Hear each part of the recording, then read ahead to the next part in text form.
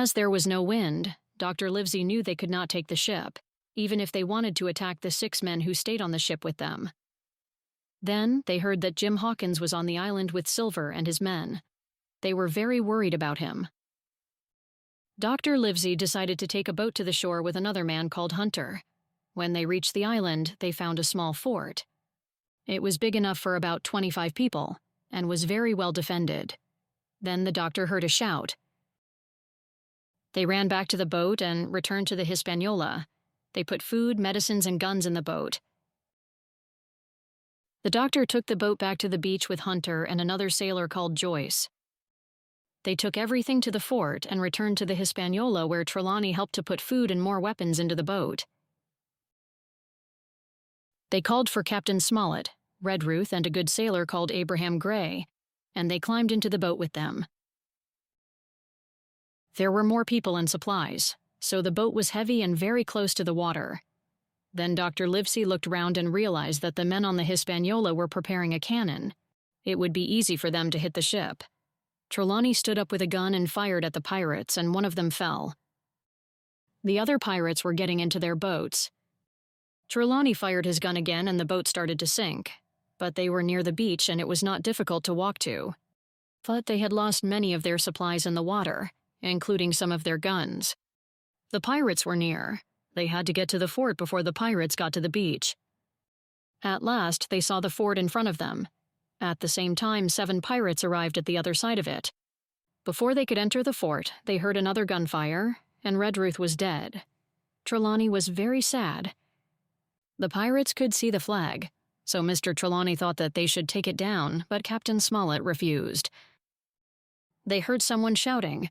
It was Jim Hawkins, who was still alive and safe.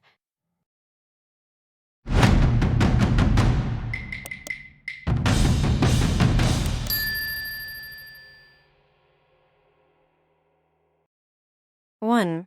Why do you think it would be easy for the 6 men to hit Dr. Livesey and his men with a cannon?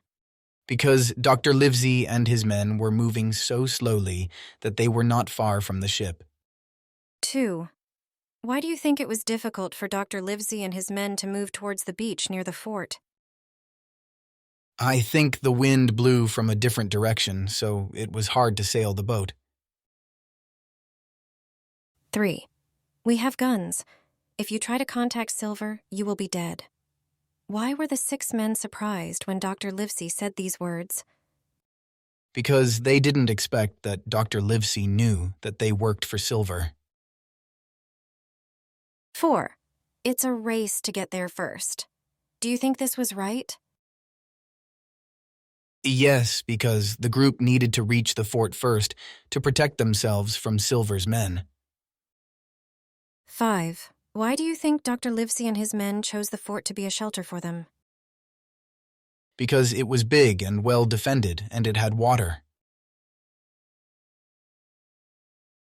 6. Why do you think Dr. Livesey and his men were not afraid of Silver and his men on the island?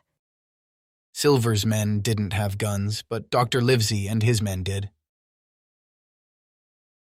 7. Why do you think their journey to the beach in a small boat was difficult? I think it was difficult because there were too many men in it, while the pirates were chasing them and the men on the ship wanted to fire cannons at them. 8. Even if there hadn't been strong wind, Smollett wouldn't have taken the ship back.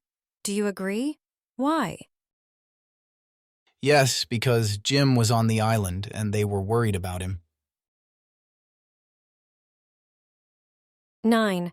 Smollett advised them to keep their guns at the beginning of the journey. Do you think it was good advice?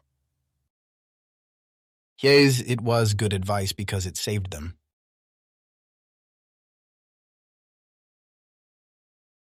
10. Why do you think Captain Smollett put up a flag inside the fort? To let Silver's men know they were not afraid of them.